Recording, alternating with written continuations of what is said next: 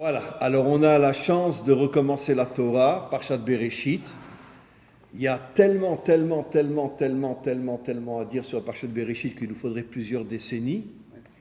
Mais on va choisir un petit passage et on va parler de la faute de Adam et Ève, mais on va en parler d'une manière un peu plus profonde que ce que l'on peut croire au niveau de tous les codes, parce que toute la Torah est codée, et surtout la Parshat Bereshit. Et d'abord, bien sûr, le cours est à la mémoire de monsieur et de madame Caïn. Et puis on va commencer.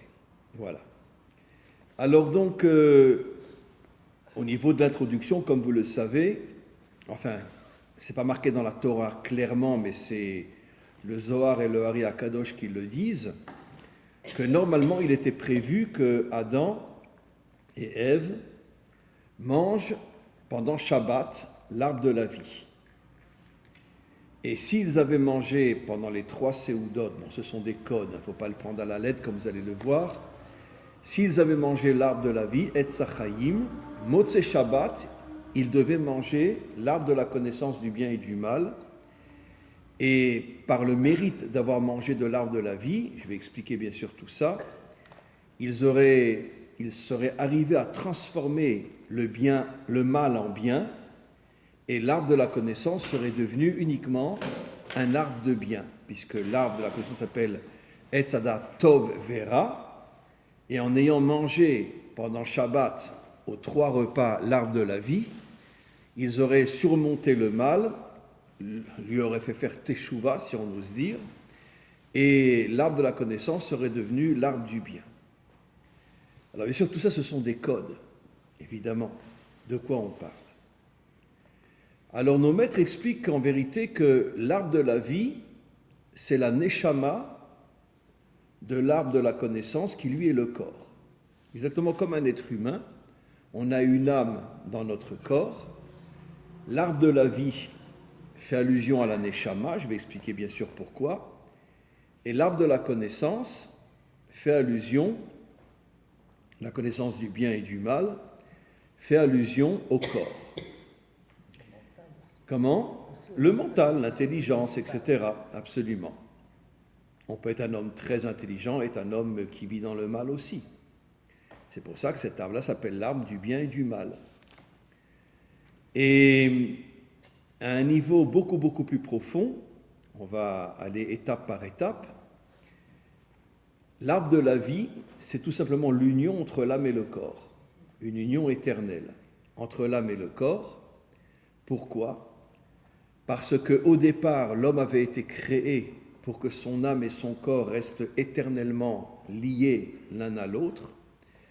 Comme on va le voir, la faute a séparé l'âme du corps. Et normalement, il était prévu que, en réussissant à unir l'âme et le corps, comme ça sera le cas après la délivrance finale, ce qu'on appelle la résurrection, Triat Hametim, où l'âme et le corps seront liés pour l'éternité.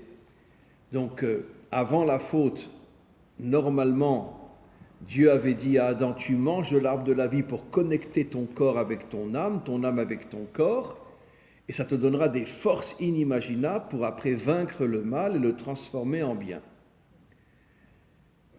On va aller encore un petit peu plus loin. La neshama est au niveau de la bina, comme le disent nos maîtres. Vous savez que la bina est un attribut divin qui est complètement au-dessus de ce monde. Et puisque ce monde a été créé en 7 jours, et la bina est la 8e sphira qui est complètement au-dessus de ce monde. Je l'ai déjà expliqué, mais je vais le redire. Qui a plus de bina, l'homme ou la femme? La femme, comme le disent nos maîtres, bina yetera nitna la isha. La femme a plus de bina que l'homme. Ça veut dire qu'une femme authentique a beaucoup plus de force surnaturelle que l'homme. C'est la raison pour laquelle la femme donne la vie. C'est pas pour rien qu'elle s'appelle Etz HaChaim. Elle donne la vie. Et l'homme donne une graine, mais qui transforme la graine en enfant, c'est la femme. Et la femme est au niveau de la bina. Je l'ai déjà dit, je le répète, vous savez que nos maîtres posent une question apparemment stupide. Comment se fait-il que la femme ne se circoncis pas? C'est stupide, elle ne peut pas se circoncire. Mais nos maîtres répondent dans le Talmud, parce que la femme porte la circoncision en elle, elle n'a pas besoin de faire un acte physique pour se circoncire, elle porte la circoncision en elle.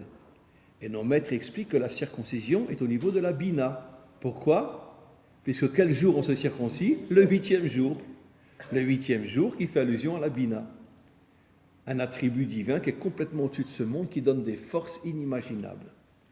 Et maintenant on comprend que si Adam et Ève avaient mangé de l'arbre de la vie pendant Shabbat, ils auraient reçu des forces surnaturelles inimaginables et ils auraient été capables de transformer le mal en bien. Malheureusement, ça n'a pas été le cas. Mais je vais aller plus loin encore, puisqu'on vient d'expliquer que la femme est au niveau de la bina et que la femme correspond à l'arbre de la vie, puisque c'est elle qui donne la vie dans ce monde, l'homme est incapable de donner la vie dans ce monde. Donc automatiquement, Madame la Générale est là.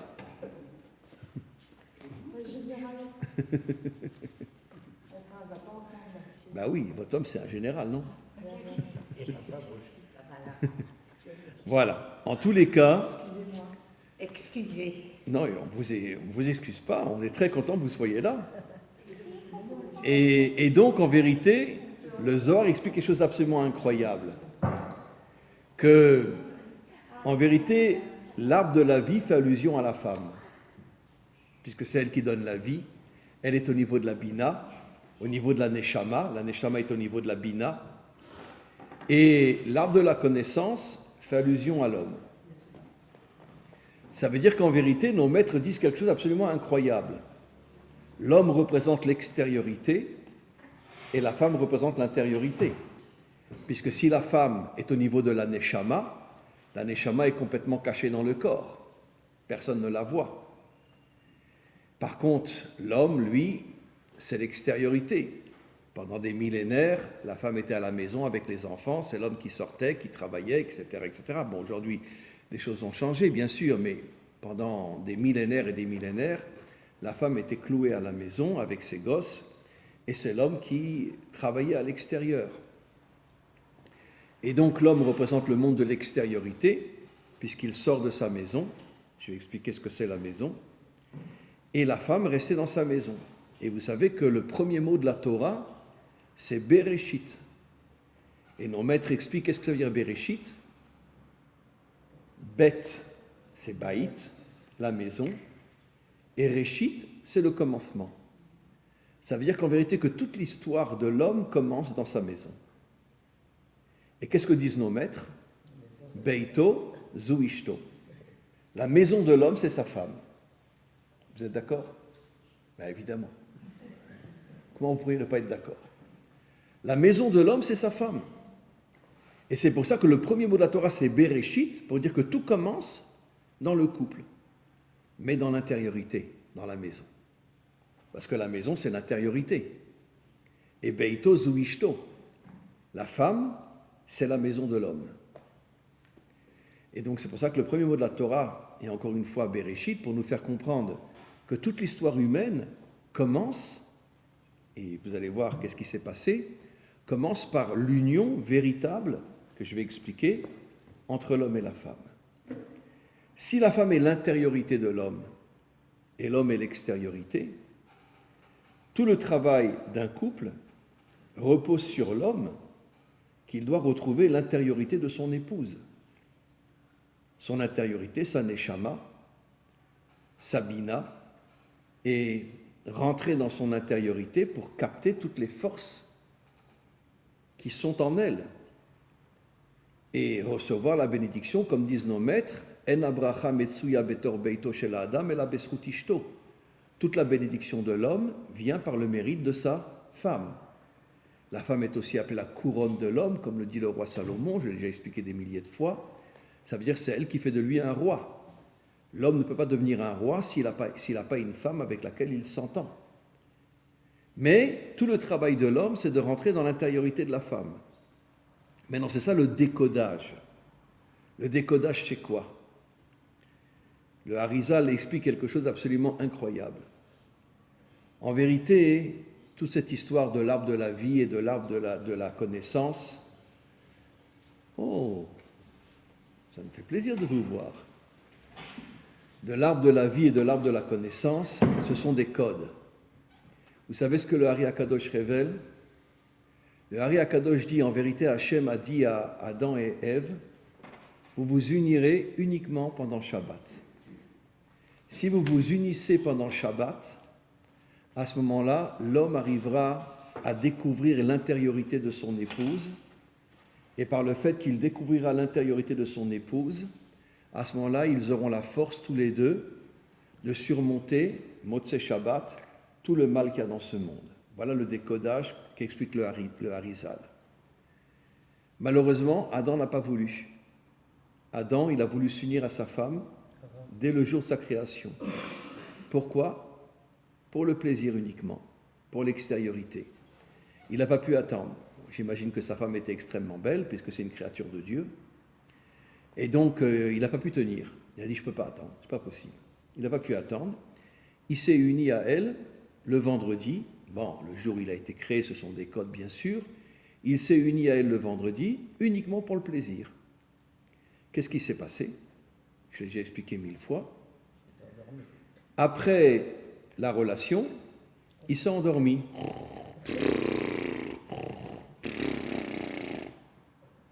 Elle a été tellement choquée, sa femme.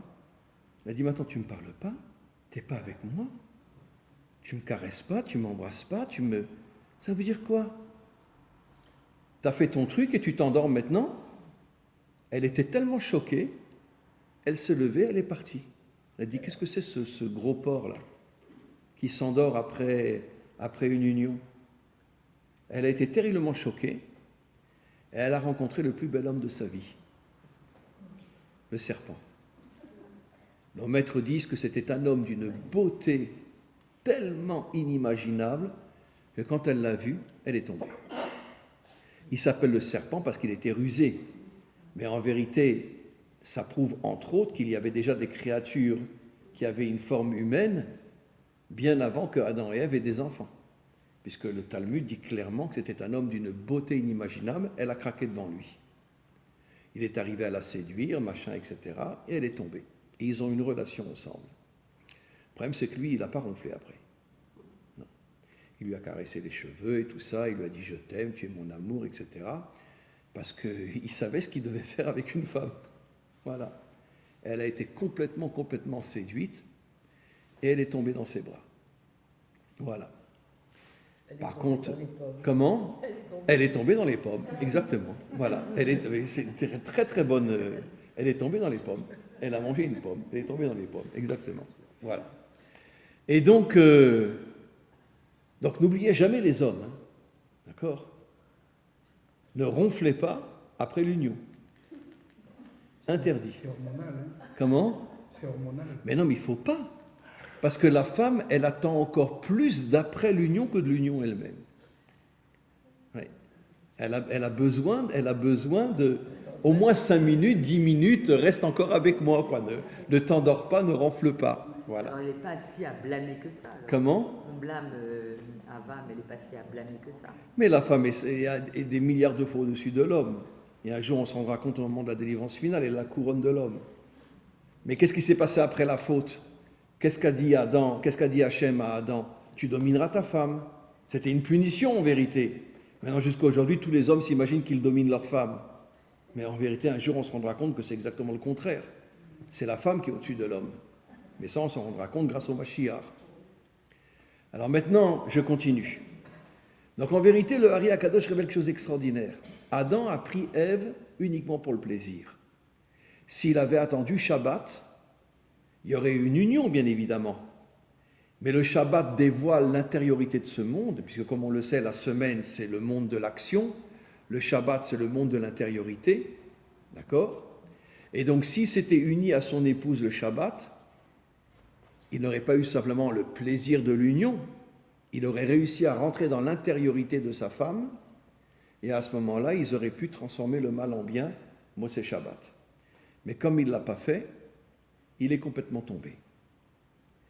Ève aussi est tombée, bien sûr, parce qu'elle s'est fait séduire par le serpent, qui n'était pas un serpent, c'est une manière de parler. Et donc, ils sont tombés complètement. Et qu'est-ce qui s'est passé après la faute? Ils se sont séparés pendant 130 ans. Qu'est-ce qu'est le chiffre 130? Méa, 100, fait allusion au Kéter, et 30 fait allusion à la royauté. Comme il est dit, la royauté s'acquiert par 30 étapes. Et comment on appelle la royauté au moment de la délivrance? Kéter Malchut. Ça veut dire que le serpent est arrivé à faire tomber le Kéter et la Malchut. C'est qui le Kéter? C'est la femme. Qui est le roi? C'est l'homme, grâce à sa femme. Et c'est pour ça qu'ils se sont séparés pendant 130 ans. Ce sont des codes, bien sûr. Ça veut dire qu'en vérité, le serpent est arrivé à annuler complètement l'union entre la Malchut et le Kéter, entre l'homme et la femme. Et après, l'homme s'est pris pour le plus fort et il écrase sa femme pendant des millénaires. Grâce à Dieu, aujourd'hui, ce n'est plus le cas. Mais pendant des millénaires, l'homme écrasait complètement sa femme. Il y avait des exceptions, bien sûr, mais on pouvait compter sur les 5 doigts de la main. Mais pendant des millénaires, partout, même chez nous, l'homme se prenait pour le supérieur et sa femme, bon, fait des gosses et fous-moi la paix, quoi. Voilà. C'est comme ça que ça marchait. Donc maintenant, on va comprendre aussi quelque chose d'extraordinaire. Comment c'est possible que 2 frères, Caïn et Abel, comment c'est possible que Caïn a tué Abel? Mais parce qu'à partir du moment où il y a eu la séparation entre l'âme et le corps, la séparation entre la femme et l'homme, à ce moment-là, le corps représente le monde laïque et l'âme représente le monde spirituel, mais le monde spirituel qui est uniquement en haut, déconnecté de ce monde. Et c'est la mort. Pourquoi Dieu a dit à Adam, si tu manges de cet arbre, tu vas mourir? C'est quoi la mort? C'est la séparation entre l'âme et le corps. L'âme remonte en haut et le corps est enterré en bas. C'est ça la mort. Et donc à partir du moment où Adam et Ève se sont séparés, bon, ils s'étaient unis le vendredi, donc elle a été enceinte, et ils ont mis au monde 2 enfants. Et nos maîtres disent quelque chose d'absolument incroyable. En vérité, le serpent est rentré dans Ève. Ça veut dire qu'il est arrivé à faire rentrer des énergies négatives dans Chava. Excusez-moi de le dire, mais depuis des millénaires, celle qui est le plus tombée, c'est la femme, plus que l'homme. Regardez les jeunes femmes aujourd'hui, c'est horrible. Avant, comment? Les femmes ne sont pas plus horribles que les garçons ou les ménages. Non, oui, mais la différence c'est qu'une femme, elle sort à moitié nue. Ah oui, je suis d'accord. L'homme, il est plus ou moins habillé. Mais l'homme, c'est un cochon. Évidemment qu'il ferme la porte et il va faire des choses horribles. Mais ce qui est terrible aujourd'hui, c'est que les jeunes femmes, je parle des jeunes femmes, elles sont en moitié nues dans la rue. Absolument. Elles sont en moitié nues dans la rue. Et pourquoi? Tout ça pour séduire l'homme. Pour l'amener à lui. D'ailleurs, en général, dans les autres mondes, ce sont des mâles qui séduisent les femelles. Comment? Dans le monde des animaux, Oui. c'est le mâle Bravo. qui vient séduire la femme. Oui, mais dans le monde des humains, c'est plutôt la femme qui essaye de faire tomber l'homme. Voilà. Mais pourquoi elle essaye de le faire tomber? On va le voir tout à l'heure. Parce qu'elle sait que c'est plus un homme authentique. Elle sait qu'en vérité, c'est devenu un animal. Même s'il marche sur ses 2 jambes, c'est un animal qui court après les filles et c'est tout. Et donc c'est pour ça que finalement, elles sont à moitié nues pour pouvoir séduire l'homme et le faire tomber. Absolument. Donc on continue. Comment se fait-il que Caïn tue Abel? Alors nos maîtres expliquent, parce que Caïn représente la laïcité totale et Abel représente la spiritualité déconnectée de ce monde. D'accord? Et le problème est que nos maîtres expliquent que Abel, parce que ça on ne le voit pas dans la Torah, parce que heureusement qu'on a la Torah orale, qui nous explique tout ce qui se cache derrière la Torah écrite. Mais nos maîtres expliquent que Abel passait son temps à critiquer Caïn. Alors l'animal, qu'est-ce que tu as fait aujourd'hui? D'accord? Tu as mangé du cochon? D'accord? Voilà. Comment? Il donnait le mérite en plus. Mais Abel était un grand critiqueur. Parce qu'au lieu d'aider Caïn à revenir vers Dieu, il le descendait à chaque fois. Et le Hari Akadosh explique qu'un jour, Caïn, il en a eu marre d'entendre tous ces reproches et il l'a tué. Et nos maîtres nous disent que celui qui est la cause du meurtre de Abel, c'est Abel lui-même. Le Hari Akadosh le dit. Tellement il critiquait son frère. Au lieu de l'aider à revenir, etc., il le critiquait. C'est pas aussi pour ça que quelque part, dans David, il vient du côté de Caïn. On va l'expliquer. Bravo. On va l'expliquer. On va continuer. Il y a eu deux autres frères qui étaient dans une marloquette. Comment on dit marloquette en français? Une dispute inimaginable. Esav et Yaakov. Esav et Yaakov. Esav et Yaakov. Pourtant, c'était deux jumeaux qui sont sortis en même temps du ventre de Rivka. Et comment c'est possible? Parce que Esav était complètement laïque. Yaakov, au début, était lui aussi comme Avel, un homme très spirituel, jusqu'à ce qu'il comprenne qu'il était dans l'erreur. Et à ce moment-là, il y a un verset qui dit « Akol kol Yaakov ve'yadaim yede Esav ». Il a compris qu'il devait être dans ce monde, dans l'action, d'accord? Et qu'on ne peut pas rester un homme spirituel déconnecté de ce monde, parce qu'une âme sans corps ou un corps sans âme, c'est la mort. D'accord? Et donc, ça a mis du temps. Mais Yaakov a commencé à comprendre qu'il avait besoin d'être dans ce monde. Et c'est pour ça qu'on dit que sa voix est la voix de la Torah, mais ses mains sont les mains de Esav. Le bon côté des mains de Esav.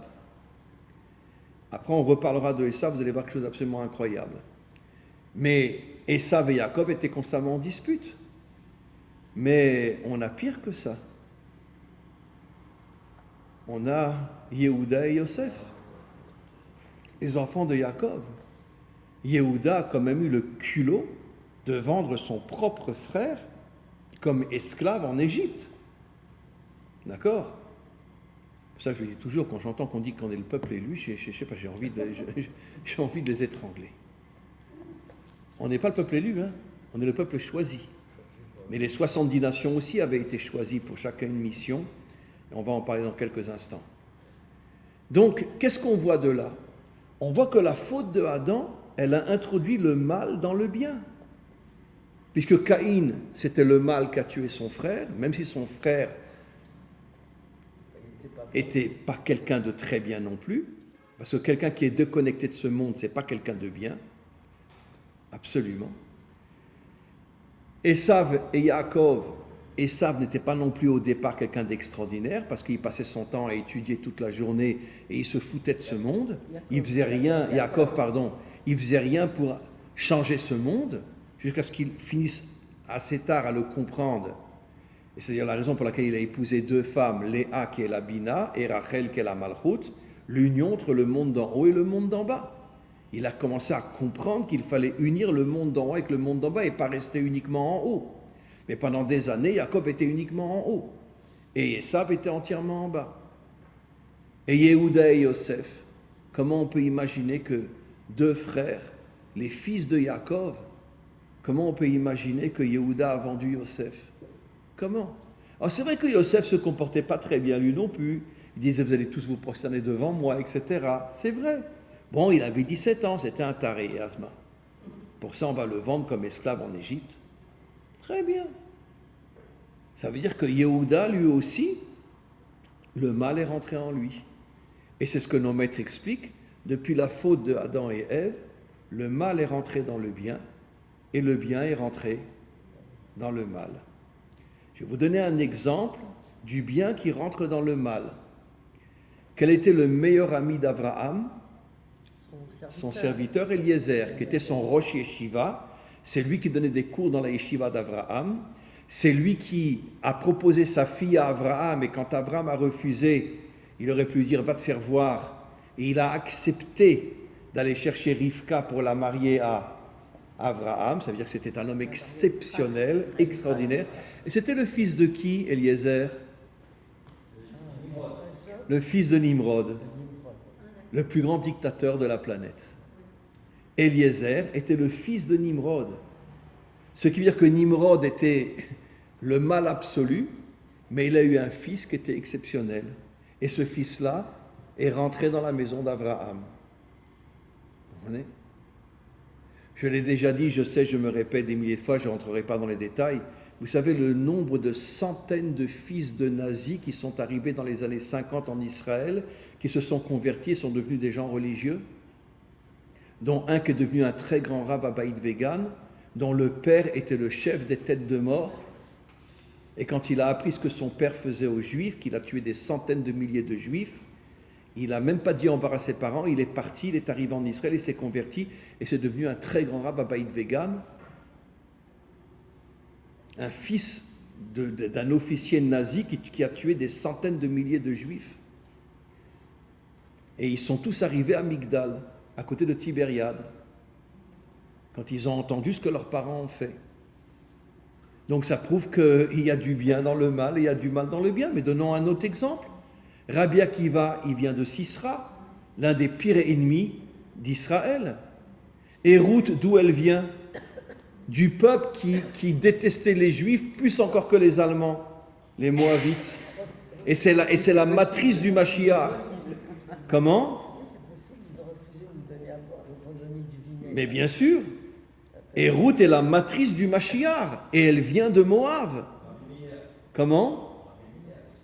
Rabbi Meir était dans la famille de César. Il y en a qui disent que c'était même le fils de Néron. Il y a des commentaires qui disent que c'était le fils de Néron. Et donc, il y a combien de grands rabbanim viennent en vérité de gens qui étaient au départ de grands chaïm.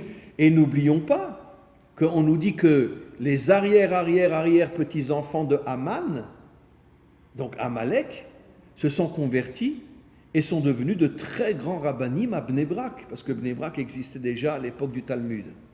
Peut-être pas le Bnei Brak d'aujourd'hui, mais en tout cas le nom Bnei Brak existait. Les enfants d'Amalek se sont convertis et sont devenus de grands rabbanim. Donc vous voyez bien que le bien est dans le mal et le mal est dans le bien. Oui.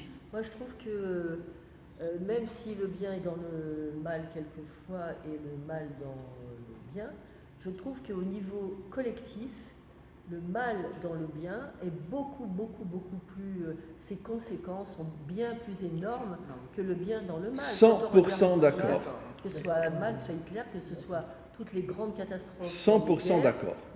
Il y a beaucoup plus de mal dans le bien que de bien dans le mal. Au niveau collectif. Oui, vous avez 100% raison. Vous avez 100% raison. Les Allemands qui se sont convertis. J'ai déjà raconté cette histoire, mais je vais vous la répéter parce que je m'excuse de la répéter, mais parce que c'est une histoire extraordinaire. Il y a quelques mois, je donne un cours à Lille. Et j'ai un élève là-bas, je donne un cours à Lille chez des Bnei Adam. Il y avait peut-être un ou deux juifs, mais tous étaient des non-juifs. Et donc, un élève à moi, chez qui j'habitais pendant le séminaire, il me dit, viens, je vais te montrer les cimetières de la guerre de 14-18. Cimetière français, cimetière allemand, cimetière canadien, mais il y avait même un cimetière marocain. Et il me dit, je vais t'emmener voir le cimetière allemand. Je veux que tu vois quelque chose.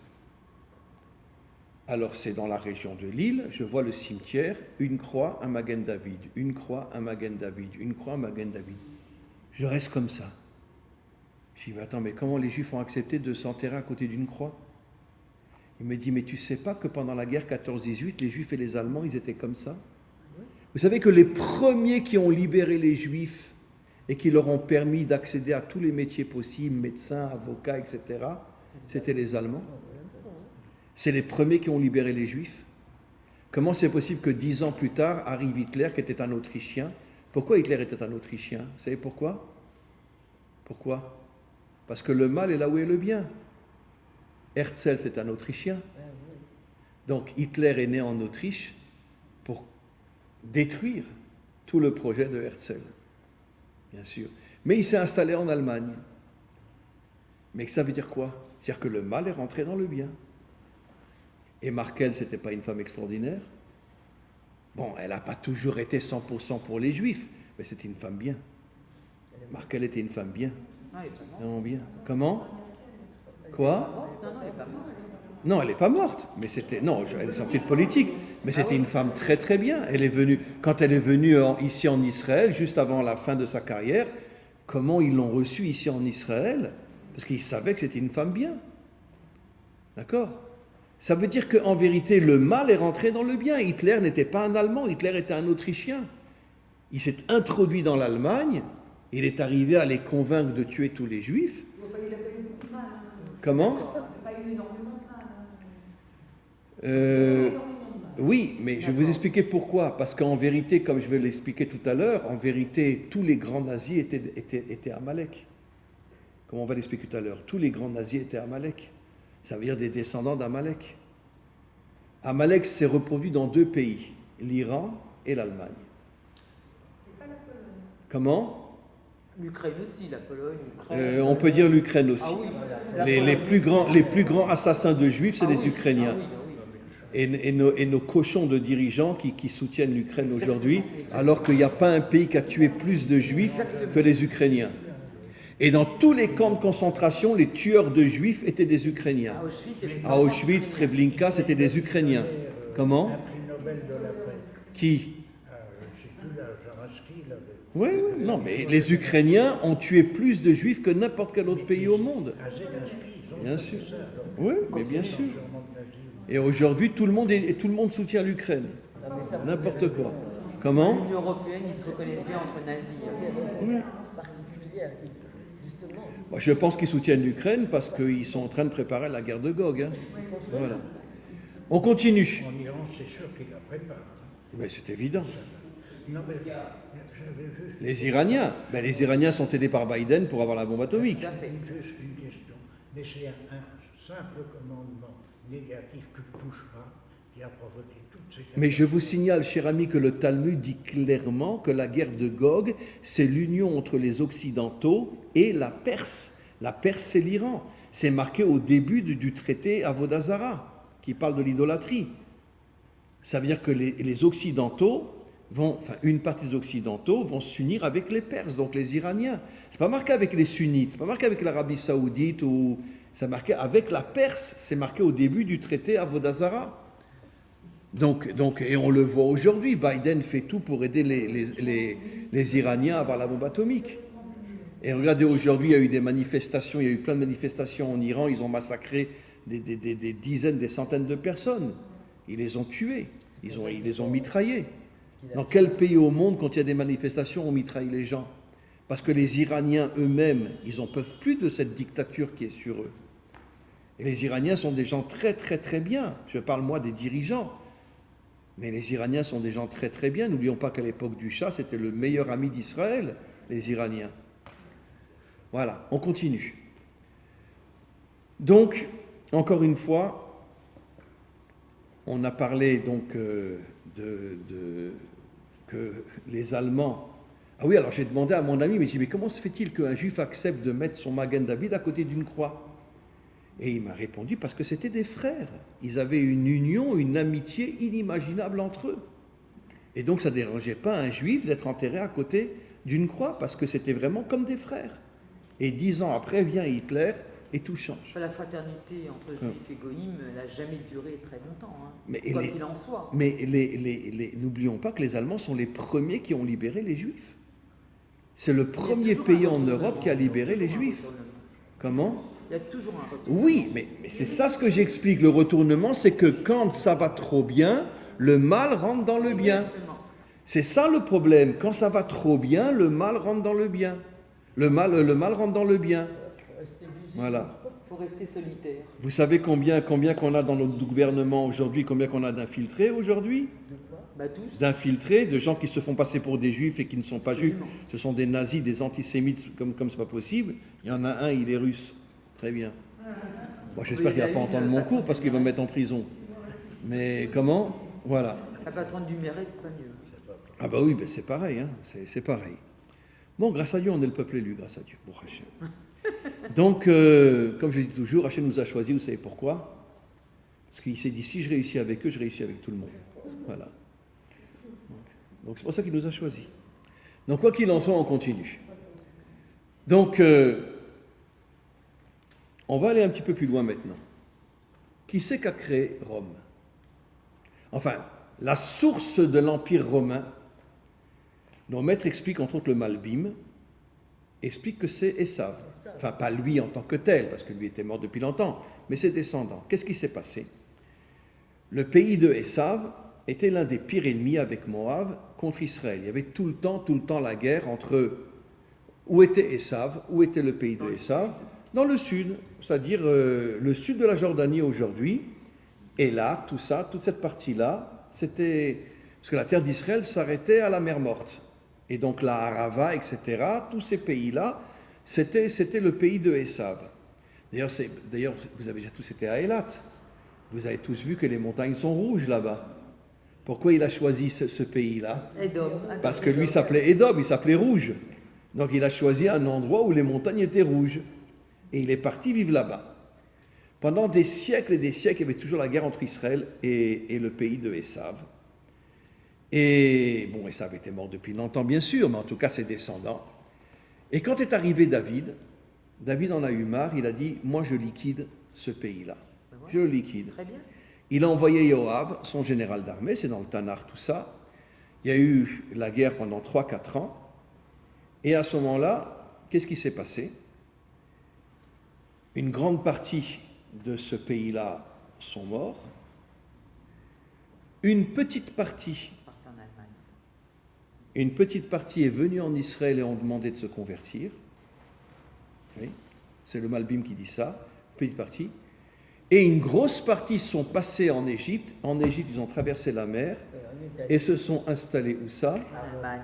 À Rome. À Rome. Et après, une partie est partie en Allemagne. Mais ils se sont installés à Rome. Ce n'était pas encore l'Empire romain à cette époque-là. Mais les fondateurs de l'Empire romain, c'est Esav. D'accord. Maintenant, je suis un petit peu gêné par ce que je vais dire. Et si vous voulez me rentrer dedans, vous avez le droit. Hein, d'accord? Voilà. Mais je vais parler des catholiques, je ne vais pas parler des protestants, au contraire. Au contraire. Les protestants ont compris énormément de choses, ne serait-ce que le mariage, etc., etc. Et moi, je vais parler de Rome qui a inventé la religion catholique. L'empereur Constantin. D'accord? Très bien. Et je vous pose une question. D'accord? Jésus était juif. Oui. Tous ses élèves étaient juifs pendant 100 ans. Pendant 100 ans. D'accord? Et ce qu'on appelle l'église de Jésus, c'est en vérité une synagogue. Mais il portait le tanit et il mettait... Mais Jésus mangeait kasher, il faisait Shabbat, il faisait Pessah, il mangeait de la matzah, etc. D'accord? Nos maîtres le disent. D'accord? Beaucoup ne veulent pas l'accepter. Mais Jésus était un juif à 100%. D'accord? D'accord. Et je sais que je vais me faire lapider, mais je m'en fous. Mais moi, j'ai rien contre Jésus. Hein. Pour moi, c'était un homme très bien. Pourquoi il a été crucifié par les Romains? Parce qu'il était en train de monter une armée pour se battre contre les Romains, pour les foutre dehors d'Israël. Et c'est pour ça qu'ils l'ont attrapé, qu'ils l'ont crucifié. C'est pas lui qui a utilisé le nom de fourrage? Comment? C'est pas Non, lui il a mis les qui chemins a pour utilisé le savoir nom de comment ça. fourrage Oui, pour faire des miracles? Alors, en tant que bon juif, mais il y avait des tas de gens qui faisaient des miracles. Hein. Je vous signale que les Tanaïm aussi faisaient des miracles, etc. Je vous signale que Rabbi Akiva, une fois, il a voulu traverser une rivière. Il a pris son bâton, il l'a posé sur la rivière et la rivière s'est ouverte. il n'a pas utilisé le nom de Josué l'a fait. Je ne sais pas s'il n'a pas utilisé, Mais Josué mais l'a fait. moi, écoutez, j'accepte d'être lapidé, mais je vous dis très sincèrement, d'accord, très sincèrement, et c'est même marqué dans le Talmud. Vous savez qui était le maître de Jésus? L'un des plus grands maîtres de l'histoire d'Israël, qui s'appelait Rabbi Yeshua ben Prachia, je crois. Voilà, qui était un homme d'une grandeur inimaginable. Et Jésus le suivait tout le temps. Voilà. Bon, alors après, on va dire ce qu'on va dire sur moi, mais j'aime qu'on me critique. Parce que si on ne me critique pas, je ne suis pas un juif. Ben non, quelqu'un qui ne critique pas un juif, c'est pas... Voilà. Donc je vais me faire lapider, mais ce n'est pas grave. Mais en vérité, tous les textes que Jésus a écrits, ils étaient en quelle langue? En hébreu. Ils étaient en hébreu. Et quand après les Romains ont envahi Israël, qu'est-ce qu'ils ont fait? Ils ont pris tous les textes que Jésus et ses élèves avaient écrits, ils les ont brûlés et ils ont réécrit le Nouveau Testament en falsifiant énormément de choses. Voilà. Vous avez le droit de me rentrer dedans. Comment? Je m'inscris en faux. Mais vous avez le droit, je suis très fier et très content que vous êtes pas d'accord avec moi. Mais sachez, cher ami, tous nos maîtres le disent, Jésus n'a pas écrit en romain, il n'a pas écrit en grec. Il a écrit en hébreu et en araméen. D'accord. Et donc, alors vous dites comme moi, le Nouveau Testament au départ était Absolument. écrit en hébreu. Absolument. Mais quand les Romains sont venus et ont envahi Israël, ils ont brûlé tous les textes hébreux du Nouveau Testament, ils ont réécrit le Nouveau Testament en introduisant des notions qui ne sont pas forcément justes. Mais je ne préciserai pas de quoi je parle. Mais des notions qui ne sont pas forcément justes. Voilà. Maintenant, comment vous comprenez? Vous m'en voulez de ce que je dis? Ah bon. Maintenant, comment vous comprenez, à la différence des protestants, à la différence des évangélistes, n'oublions pas la guerre terrible qu'il y a eu entre les catholiques et les protestants. Les catholiques ont massacré des milliers de protestants, en France et partout, etc. Mais une chose absolument incompréhensible, comment un prêtre catholique refuse le mariage? Alors que nos maîtres nous disent, et les protestants l'ont compris aussi, et les évangéliques l'ont compris aussi, qu'un homme qui n'est pas marié ne s'appelle pas un homme. Il ne s'appelle pas un homme. Comment? Quels orthodoxes? Oui, les orthodoxes russes et anglais, je crois. C'est l'église anglicane. Oui, l'église anglicane, je crois qu'ils se marient aussi, même s'ils sont catholiques. Mais parce que pas tout le monde est d'accord avec le pape, et pas tout le monde est d'accord avec le catholicisme romain. Mais comment on peut empêcher un homme de se marier?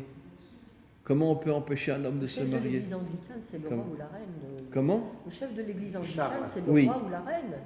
C'est Charles III. Oui, Aujourd'hui, mais, Oui. mais c'est Avant, toujours- c'était la reine. C'était la reine. C'est Bien toujours sûr. le roi ou la reine d'Angleterre. oui, qui mais est- eux n'étaient pas avec le pape. Non, Non, c'est et je crois que eux se mariaient.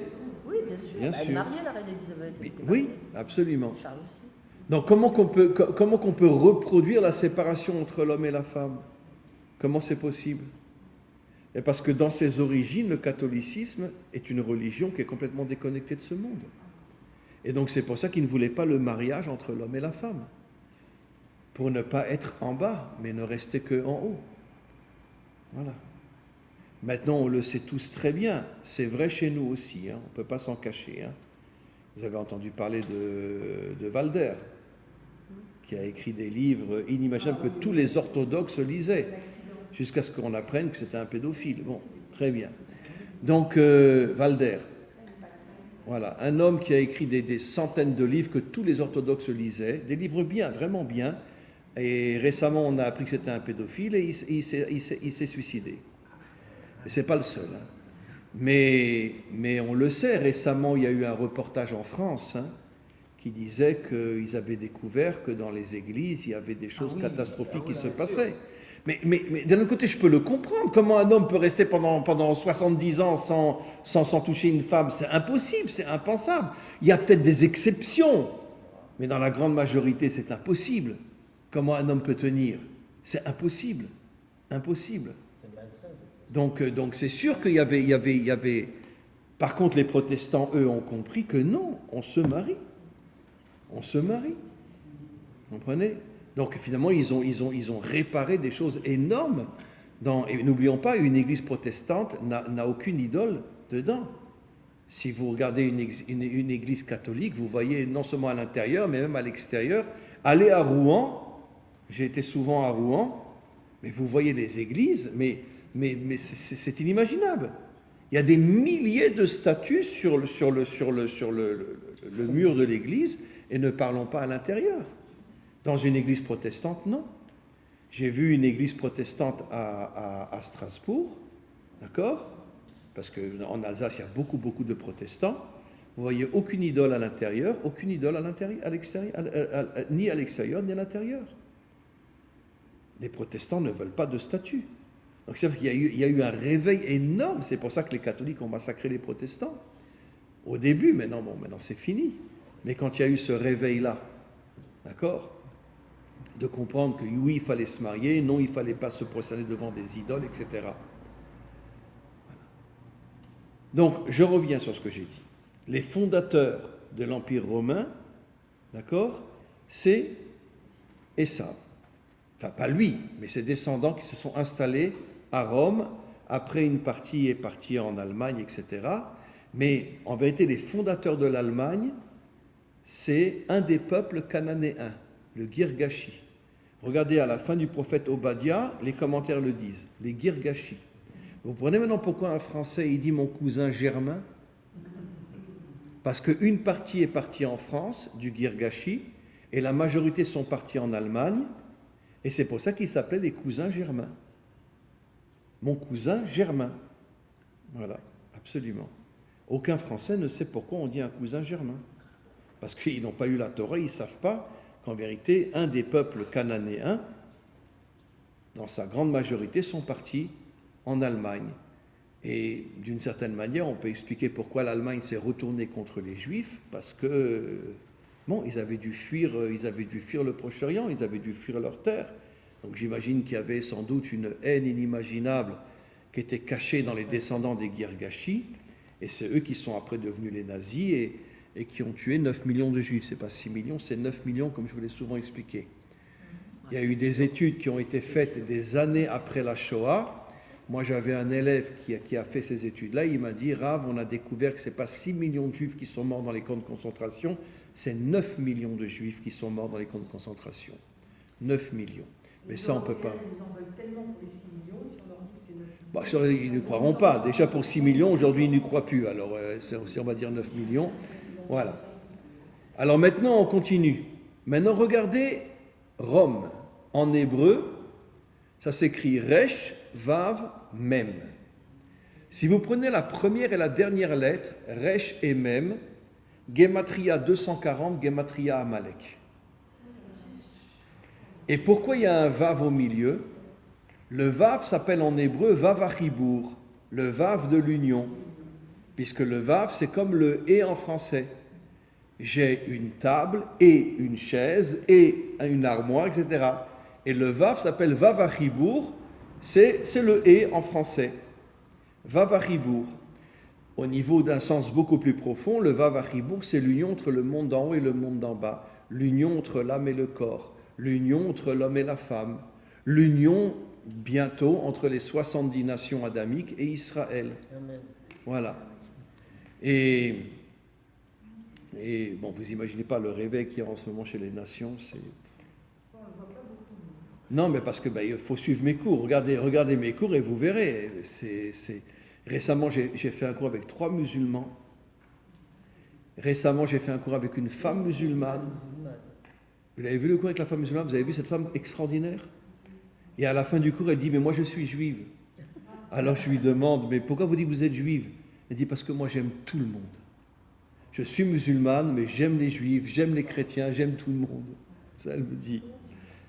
Mais non, il y a des gens extraordinaires partout. Il faut comprendre, il y a des gens extraordinaires partout. Oui, mais c'est une minorité, enfin. Pour l'instant, mais au moment de la délivrance, il va y avoir une teshuva énorme dans le monde, et on va reconstruire les 70 nations adamiques. Ça reste une minorité, mais vous savez, aujourd'hui, je m'excuse de le dire, mais j'ai des dizaines de milliers d'élèves non juifs, dont des milliers mangent cachère et des milliers sont circoncis. Récemment, j'ai un couple belge qui est venu nous voir ici en Israël, et puis bon, on les a invités au restaurant. Il me dira, vous savez que je suis circoncis? Je le regarde comme ça, oui. Je lui dis, comment vous êtes circoncis? Mais vous n'êtes pas juif. Il dit, mais moi j'ai compris quelque chose. Il dit, comme ça il me dit, c'est lui qui me le dit, il me dit, si je ne suis pas circoncis, eh ben je risque d'aller voir ailleurs. Mais si je suis circoncis, je n'aime que ma femme. Bon, il a une femme exceptionnelle, une femme extraordinaire. Et il me dit, je me suis circoncis pour être sûr que je ne partirai pas ailleurs. Voilà. Comment? Ils mangent cachère. Quelle religion? Ah non, ils étaient catholiques, ils ont quitté le catholicisme.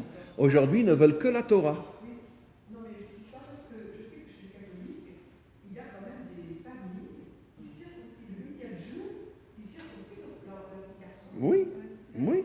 J'ai entendu aussi qu'il y avait des familles qui circoncisaient, mais je pense qu'ils le font pour essayer de protéger l'enfant, de ne pas courir à droite et à gauche. Je pense. Bon, bien que je vous avouerai que chez nous, même les circoncis, ils courent, hein. Voilà. Mais je vous signale que Brit Ish, c'est l'alliance de l'homme. Brit Ish, c'est l'alliance de l'homme. Ils ont pris ce nom-là parce qu'au départ, ils voulaient ressembler à des juifs. Brit Ish, l'alliance de l'homme avec Dieu. Brit Ish, évidemment. Et toute la famille royale était circoncis.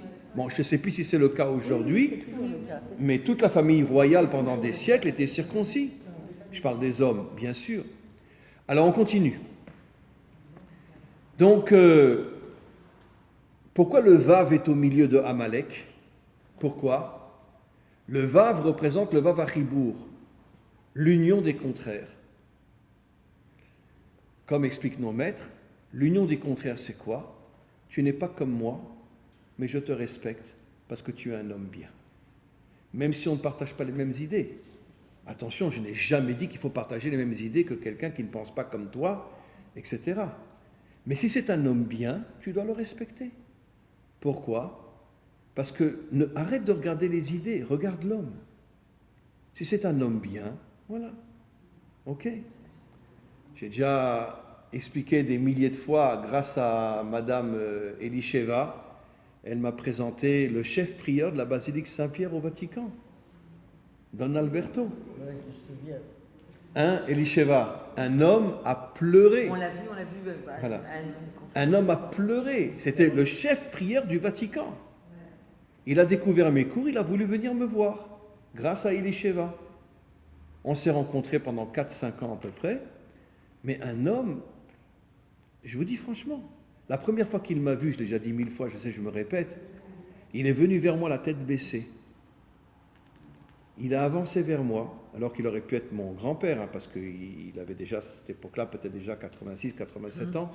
Il est venu vers moi, il a serré mes mains, et il m'a dit en français, parce qu'il parlait plusieurs langues, « Au nom de l'Église catholique, nous vous demandons pardon pour tout le mal que nous vous avons fait pendant 2000 ans. » Le chef prieur de la basilique Saint-Pierre au Vatican. C'est pas fait crucifier chez lui? Comment? C'est pas fait crucifier chez lui? Il a été menacé. Un jour, il nous a raconté, vous vous rappelez, l'Isheva, il écoutait mes cours au Vatican. Un jour, il y a un cardinal qui est venu le voir et il lui a dit, vous savez, à votre âge, Don Alberto, si vous ne vous réveillez pas le matin, personne ne posera des questions. Pourquoi, hein? Il a compris qu'il était en danger et il a décidé de ne plus écouter mes cours au Vatican, il les écoutait chez un ami à lui à Rome. Voilà. Mais un homme extraordinaire, je vous dis franchement, un homme très bien, il était catholique, il était chef prieur de la basilique Saint-Pierre, mais sur le plan humain, mais un homme a pleuré tellement c'était un homme gigantesque, un homme extraordinaire, un homme fabuleux. Comment? Mais il venait au cours de chacun, voilà, il se mettait dans un coin, il se cachait comme ça, il baissait la tête pour que personne ne le voie. Comment? Ah, on a été à Hebron avec lui, bien sûr, aussi. Un homme exceptionnel. C'est-à-dire, il y a des gens extraordinaires partout. C'est ça l'unité. Arrête de regarder l'idéologie de cet homme-là. Regarde l'humain, regarde l'homme. Si c'est un homme extraordinaire, alors tu dois t'unir à lui. Alors maintenant, pourquoi Rome, Resh même, Amalek mettent le Vav au milieu? Pour détruire l'unité. Pour détruire l'unité. Pourquoi? Parce que les Romains, comme on le sait, voulaient détruire l'unité qu'il y a dans le monde. C'est pour ça qu'ils ont essayé d'envahir le monde entier et de tous les transformer. Beaucoup de peuples pendant un certain temps, sont devenus des peuples romains. Voilà. Même une grande partie d'Israël, une grande partie des Juifs ont accepté de devenir des Romains. Vous savez qu'il y a une histoire extraordinaire que raconte le Talmud. Il y avait 2 Juifs qui étaient devenus Romains. Ils avaient tout lâché, ils mangeaient du cochon, etc. Ils étaient devenus Romains. Et puis un jour, il y a des soldats romains, d'accord, qui ont pris la fille du procureur de Jérusalem, parce qu'ils voulaient tuer tous les Juifs. Ils l'ont assassinée et ils l'ont jetée dans la cour d'un Juif. Et le Juif ne le savait pas. C'est dans le Talmud, hein, je raconte rien de... Voilà. Ils ont Comment jeté la fille. Ils l'ont égorgée et ils l'ont jetée dans la cour d'un Juif. Et le Juif ne le savait pas. Le procureur cherche sa fille, et puis tout d'un coup, ces 2 soldats arrivent et ils disent « On l'a retrouvée dans la cour d'un Juif !» Ils voulaient massacrer tous les Juifs de Jérusalem. Alors le procureur dit « Levez une armée, vous les massacrez tous. » Mais ces 2 Juifs qui étaient romains, d'accord, ils ont entendu qu'ils allaient massacrer tous les Juifs. Ils sont arrivés chez le procureur et il leur a dit « C'est nous qui l'avons tué. » Et on l'a jeté dans la cour de l'autre. Ils ont été torturés à mort d'une manière catastrophique. Mais vous vous rendez compte, ils ont fait teshuva et pour éviter le massacre de tous les Juifs de Jérusalem, ils se sont dénoncés alors qu'ils n'avaient rien fait. C'est pas eux qui avaient tué. Non, c'est 2 soldats romains qui ont tué la fille du procureur pour massacrer tous les Juifs de Jérusalem. Et eux sont venus se dénoncer et dire c'est nous qui l'avons tué. Ils préféraient eux mourir plutôt que de voir tous les Juifs de Jérusalem massacrés. Donc en vérité, qu'est-ce que c'est en vérité ? On le comprend même au niveau, on pourrait dire, de ce qu'on appelle les dirigeants catholiques, qui ne se marient pas. Il n'y a pas d'union entre l'homme et la femme. Ils ont voulu casser l'unité. Ils ont voulu casser l'unité. Mais comment qu'on peut dire qu'avec un vav qui est l'élément de rapprochement du chibur, on fait le piroud? Et parce que le fait de le mettre, c'est ce que nos maîtres expliquent, le fait de le mettre au milieu des lettres de Amalek, alors ça va les réunir. C'est pour le casser. C'est pour le casser. Et d'ailleurs, Amalek, regardez à la fin de la paracha Kitetse, Amalek a enlevé les 2 dernières lettres du nom divin. Il a laissé que les 2 premières. Ça veut dire, reste en haut et fous-nous la paix. Puisqu'on sait que dans le nom divin, les 2 premières lettres, Yud et représentent Dieu tel qu'il est en haut, et Vav et représente Dieu tel qu'il est en bas. L'union entre le monde d'en haut et le monde d'en bas. Et Amalek a cassé les lettres d'en bas pour dire à Dieu, d'accord, reste en haut et fous-nous la paix. Voilà. Comme Nimrod, qui a construit la tour de Babel, comme pour dire, reste en haut et fous-nous la paix. Voilà. Laisse-nous tranquilles. Encore 1 minute et on va terminer. Donc en vérité, qu'est-ce qu'on comprend de tout ce que j'ai raconté aujourd'hui ? On comprend que finalement, notre vrai travail à nous, et ce n'est pas évident, c'est d'être dans l'action. Dans l'action. Ça veut dire d'agir. Comme il est dit sur Yaakov, « Kol kol Yaakov ayadaim yede Esav ». Maintenant, je terminerai en vous disant que Esav avait aussi un bon côté. Ce n'était pas un homme entièrement mauvais. Il avait aussi un bon côté. Vous savez que le bon côté de Esav s'est réincarné dans David. Et David se réincarne dans le Mashiach. Ce qui veut dire qu'excusez-moi, mais je n'ai pas fini. Le Mashiach, c'est une réincarnation du bon côté de Esav. Ouais. Nos maîtres disent explicitement que le bon côté de Esav s'est réincarné dans David et David se réincarne dans le Mashiach. Pourquoi ? C'était pas la preuve, par exemple, c'est lui qui est parti tuer Nimrod. Et il a eu le courage de tuer Nimrod. Ça veut dire qu'il a fait de bonnes choses dans sa vie. Bon, après, c'est sûr qu'il n'aimait pas les Juifs, etc., mais c'était pas non plus un homme entièrement mauvais. C'était pas Amalek. Amalek, oui. Amalek, c'est dit Timchet Zecher Amalek, détruit Amalek. Mais Esav avait de bons côtés en lui. Il y a, dans chaque homme, même mauvais, il y a des bons côtés aussi. Vous comprenez ? Prenons l'exemple de Trump. Trump, toute sa vie, c'était un sacré coureur de jupons, mais d'un autre côté, je veux dire, sur le plan politique, c'était un grand ami d'Israël. C'est le premier président américain qui est à ce point proche d'Israël, tout en étant, malgré tout, dans beaucoup d'autres domaines, un grand dévergondé. Mais il avait des bons côtés lui aussi. Ça veut dire que même dans un homme mauvais, tu peux trouver aussi de bons côtés. Il n'était pas mauvais, Trump. Comment? Même s'il avait une vie dévergondée, ça le regardait. Moi, je l'ai connu. Oui, d'accord. Il avait une belle influence même sur l'Amérique. Oui. Non, il était Alors, je terminerai pas juste... seulement dévergondé, on était très jeunes. Moi, je l'ai connu à New York avec sa première femme. Oui, vous l'avez connu, vous. Alors, c'était pas un monstre, au contraire. Il était très respectueux avec sa femme. Il était léger, mais pas pire que les autres. Exactement. Oui, non, mais comme tous les hommes aujourd'hui. Oui. Il a fait beaucoup de bien. Mais je terminerai juste en disant donc, encore une fois, que le Mashiach sera le Gilgoul de Esav. Mais ce qu'on doit rajouter, c'est que Esav est le Gilgoul de Caïn, et Caïn, disent nos maîtres, est le Gilgoul du serpent. Et sachez, mes amis, que la valeur numérique du mot Mashiach et le mot Nachash, serpent, est la même valeur numérique. Et nos maîtres nous disent qu'à la fin des temps, le serpent fera Teshuvah et deviendra le Mashiach. Vous imaginez? Quand Comment? C'est une Bon, catastrophe. l'espoir fait vivre. Ouais, exactement, mais quand maintenant? Parce que là, on est mal. Hein. Mais bon, on verra bien. En tous les cas, on se retrouve lundi prochain. Merci beaucoup à tous et à toutes. Merci.